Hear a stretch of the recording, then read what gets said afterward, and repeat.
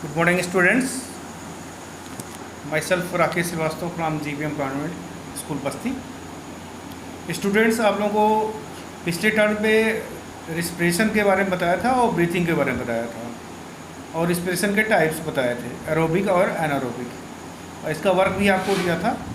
कुछ बच्चों ने वर्क भेजा है, कुछ बच्चों ने नहीं भेजा है, और जो बच्चे वर्क नहीं भेज पाए हैं वो नेक्स्ट टर्म पे ज़रूर भेज देंगे। मैं आज बात करूंगा कि रिस्पिरेशन प्लांट में कैसे होता है, यानी पौधों में कैसे सांस लिया जाता है, और सांस लेते हैं तो उनका क्या कैसे कौन कौन सी प्रोसेस होती है। अगर वो ब्रीथिंग करते हैं, अगर वो श्वसन करते हैं तो कैसे कैसे होता है पौधों में। तो चलिए बात करते हैं प्लांट्स में कैसे रिस्पिरेशन होता है। देखिए, प्लांट्स में रिस्पिरेशन रूट, स्टेम और लीफ, ये तीनों के द्वारा होता है। डिपेंड करता है प्लांट टू प्लांट। कुछ प्लांट में उनके रूट्स के द्वारा होता है, कुछ प्लांट्स में उनके लीफ के द्वारा, अधिकतर में तो लीफ के द्वारा ही होता है, और कुछ के प्लांट ऐसे होते हैं जिनके स्टेम के द्वारा उनका रिस्पिरेशन होता है। तो पहले मैं रूट के बारे में बात कर लूँ। रूट, जैसे आपने बरगद का पेड़ देखा होगा, बनियान का पेड़, बरगद के पेड़ में आपने हैंगिंग रूट्स देखा होगा। ये इस तरह का कुछ ये बना हुआ है। ये बनियान का पेड़ है बरगद का, इसमें हैंगिंग रूट्स देख रहे हैं यहाँ पे, ये लटकती हुई रूट्स है। या मैंग्रोव्स प्लांट जो होते हैं, जो दलदली मिट्टी पाए जाते हैं, तो उनमें हैंगिंग रूट्स पाई जाती हैं और इन्हें प्रैप रूट कहते हैं।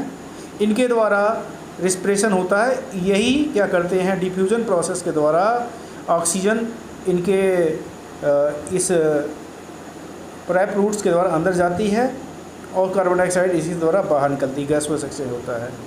तो इनमें जो होता है रिस्पिरेशन डिफ्यूजन प्रोसेस के द्वारा होता है। डिफ्यूजन प्रोसेस का मतलब होता है कि इनमें जो ये देख रहे हैं लटकती हुई ये ब्रांचेस देख रहे हैं, ये एक्चुअली रूट हैं। यही सांस लेने का काम करती हैं, इन्हें एरियल रूट्स भी कहते हैं। तो इसी के द्वारा गैसोस एक्सचेंज होता है। अच्छा, कुछ में स्टेम के द्वारा होता है, कुछ नहीं। अधिकतर में आपने देखा होगा जो वुडी प्लांट होते हैं, लकड़ीदार, जैसे आम का पेड़ हुआ, इस तरह के आपने होल देखे होंगे। इन होल्स को बोलते हैं लेंटिसेल। इसी लेंटिसेल के द्वारा इसकी इनर लाइनिंग पे जो सेल्स होती हैं उसके द्वारा ऑक्सीजन अंदर जाती है और उनके फूड से कंबाइन करती है, और जब रिस्पिरेशन हो जाता है तो कार्बन डाइऑक्साइड गैस इसी लेंटिसेल के द्वारा बाहर निकाल दी जाती है। तो इसको लेंटिसेल के द्वारा होता है स्टेम में, और जो उन्हीं स्टेम में होता है जो वुडी होते हैं, जिनमें छाल पाई जाती है, जैसे आम का पेड़ हुआ, आपने देखा होगा ऐसे होल, इन्हें लेंटिसेल कहते हैं। ये स्टेम के द्वारा होता है। अब लीफ में भी रिस्पिरेशन होता है।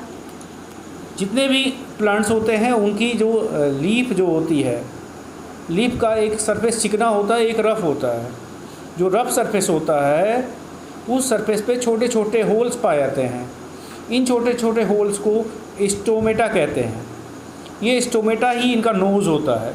इसी के द्वारा ऑक्सीजन अंदर जाती है डिफ्यूजन प्रोसेस के द्वारा, और फूड से कंबाइन करके उसको एनर्जी देती है। जब भोजन का ब्रेकिंग डाउन होगा तो एनर्जी मिलता है, और बदले में कार्बन डाइऑक्साइड इसी स्टोमेटा के द्वारा बाहर निकाल दी जाती है। तो इस तरह से आपने देखा प्लांट्स में रूट, ये रूट है, स्टेम और लीव्स के द्वारा रिस्पिरेशन होता है। और स्टोमेटा में होता क्या है, स्टोमेटा जो होता है उसमें अगल बगल दो सेल्स होती हैं और बीच में होल होता है, और उस दोनों सेल्स को गार्ड सेल कहते हैं। गार्ड सेल, तो गार्ड सेल जो होता है वो किडनी शेप का होता है, दोनों तरफ होता है, जैसे बीन होता है उस तरह का होता है। उसी के द्वारा ऑक्सीजन अंदर जाती है और कार्बन डाइऑक्साइड बाहर जाती है, निकाली जाती है। तो इस तरह से इनमें रिस्पिरेशन होता है। अब हम बात करते हैं ह्यूमन बीइंग में रिस्पिरेशन कैसे होता है हम लोगों में। क्योंकि प्लांट के बारे में मैंने बताया कैसे रिस्पिरेशन होता है, स्टेम के द्वारा, लीफ के द्वारा, रूट के द्वारा। अब होता क्या है, जो हम लोगों के अंदर जो रिस्पिरेशन होता है एक सिस्टम के द्वारा होता है, उस सिस्टम को बोलते हैं respiratory system. Respiratory system human का वह सिस्टम है जिसके द्वारा रिस्पिरेशन होता है। मेरे पास एक एनसाइक्लोपीडिया है, उसमें वह फिगर बहुत क्लियर बना हुआ है, उसके द्वारा मैं रिस्पायरेटरी सिस्टम को एक्सप्लेन करना चाहूँगा। आप जरा देखिए, ये बना हुआ रिस्पायरेटरी सिस्टम ह्यूमन का है, ये ह्यूमन का रिस्पायरेटरी सिस्टम है। ये आप देखेंगे पूरा सिस्टम कहलाता है ह्यूमन का, ये रिस्पायरेटरी सिस्टम है, ये ह्यूमन का पूरा रिस्पायरेटरी सिस्टम है। इसमें हम पहले ऊपर से बात करते हैं। ये जो आप देख रहे हैं पूरा ह्यूमन का रिस्पायरेटरी सिस्टम शुरू होता है नोज से। ये 2 होल होते हैं, इसे नॉस्ट्रिल कहते हैं, और ये नॉस्ट्रिल आगे जाके खुलता है, इसको बोलते हैं नेजल चैम्बर या नेजल कैविटी। और नेजल कैविटी आगे बढ़ती है जा कर के फेरिंग्स में खुलती है, ये फेरिंग्स है, इसको फेरिंग्स बोलते हैं, ये नेजल कैविटी है। और यही फेरिंग्स आगे बढ़ कर के एक होल होता है, ढक्कन होता है, उसको बोलते हैं एपिग्लॉटिस। ये ढक्कन होता है, इस ए होल ऊपर देख रहे हैं, ये इसका रिस्पायरेटरी सिस्टम की जो नली जाती है, और इसके अंदर से नीचे से वो डाइजेस्टिव सिस्टम की जो फूड पाइप होती हो जाती है। विंड पाइप ऊपर से आती है और फूड पाइप नीचे जाती है, दोनों का एक ही होल होता है, इसको बोलते हैं एपिग्लॉटिस। और ढक्कन होता है, और इसीलिए कहते हैं कि अगर हम खाना खा रहे हैं, भोजन कर रहे हैं, उसमें बात नहीं करना चाहिए। अगर बात कर रहे हैं तो ये ढक्कन खुल जाता है एपिग्लॉटिस का।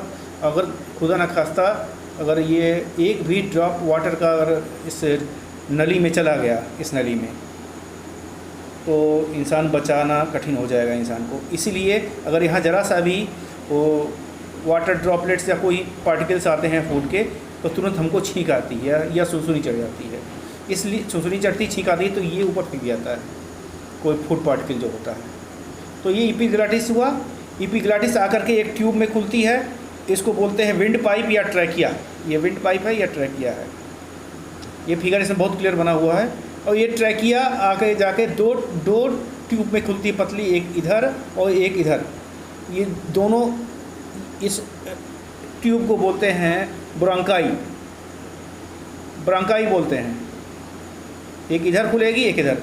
यहाँ देखिए दोनों लंग्स हैं, दोनों फेफड़े हैं, एक इधर का फेफड़ा है और एक इधर फेफड़ा है, एक लेफ़्ट साइड का है, एक राइट साइड का लंग्स है। लंग्स को फेफड़ा बोलते हैं। ये आपका मस्कुलर ऑर्गन होता है चॉकलेटी कलर का, और ये बैलून लाइक होता है, और ये एक लेफ़्ट लंग है और एक राइट लंग है। तो होता कि ये ट्यूब जाके आगे पतली पतली महीन महीन ट्यूब में बदल जाता है। देखिए महीन महीन ट्यूब दिख रहे हैं, इनको ब्रैंकियोलाई कहते हैं। ये ब्रैंकियोलाई है, ये ब्रैंकियोलाई। ये ऊपर का दिखाया गया है, लंग्स देख रहे हैं, चॉकलेटी कलर का है या किसमें पिंक कलर का होता है, ये ऊपर से है, ये कट करने पर दिखाई दे रहा है। तो आप यहाँ से देखेंगे ये दोनों लंग्स हैं। तो ये इसका ये ब्रोंकाई डिवाइड हो गया पतली पतली ट्यूब में, इसे ब्रैंकियोलाई कहते हैं। और ब्रैंकियोलाई जो इंड करती है वो सैक लाइक स्ट्रक्चर होता है, वैलून लाइक स्ट्रक्चर होता है। एक एक ब्रैंकियोलाई जो है करती है, जैसे एक ब्रैंकियोलाई देखिए इस फिगर में है, ये जाकर के एक वैलून लाइक स्ट्रक्चर में खुल जाता है। इस वैलून लाइक स्ट्रक्चर को बोलते हैं एल्वियोलाई। इस एल्वियोलाई में जो ब्लड की कैपिलरीज होती हैं, मेन ब्लड की कैपिलरीज, तो आपको जो फिगर बनाना होगा, हालांकि अगर इसको बनाने दूंगा तो बड़ा कठिन आपके लिए हो जाएगा, इसको समझने के लिए अच्छा रहेगा। आपको फिगर ये बनाना होगा, ये रिस्पायरेटरी सिस्टम है ह्यूमन का, यही आपका होमवर्क है। ये मैं स्टिल कर दिया हूँ, आप अपने कैमरे को रोक करके ह्यूमन का रिस्पायरेटरी सिस्टम बना सकते हैं। तो ये आज का आपका होमवर्क है। और जो जितने पार्ट है ह्यूमन के रिस्पायरेटरी सिस्टम, उनके नाम लिखेंगे। देखिए पहले ये देखिए नेजल चैम्बर है या नेजल पैसेज भी बोलते हैं, उसके बाद आता है फेरिंग्स आता है, लेरिंग्स इसी से आवाज़ आती है। इसमें मैं दिखा रहा हूँ लेरिंग्स ये है, ये लेरिंग्स है, ये इसी से आवाज़ आती है हम लोगों की, और ऊपर ये एपिग्लॉटिस है। तो ये फेरिंग्स है, और फेरिंग्स के बाद ये ट्रैकिया ट्यूब है, ये ट्यूब इसमें बनाया हुआ, इसमें ऐसे बना हुआ है, देखिए ये ट्यूब। ये एक आपका एक लंग्स है एक साइड का, दूसरी साइड, 2 लंग्स होते हैं। अच्छा, नीचे एक डायाफ्राम होता है, जो पर्दा होता है डायाफ्राम इसको कहते हैं। ये रिस्पिरेशन में सहायता करता है, ये हमारे लंग्स को फैलाने और सिकोड़ने में सहायता करता है। जब हमारी सांस को, चेस्ट को एक्सपेंड करते हैं या चेस्ट को कॉन्ट्रैक्ट करते हैं तो ये हेल्प करता है। ये डोम शेप होता है, इसको बोलते हैं फेरिंग्स।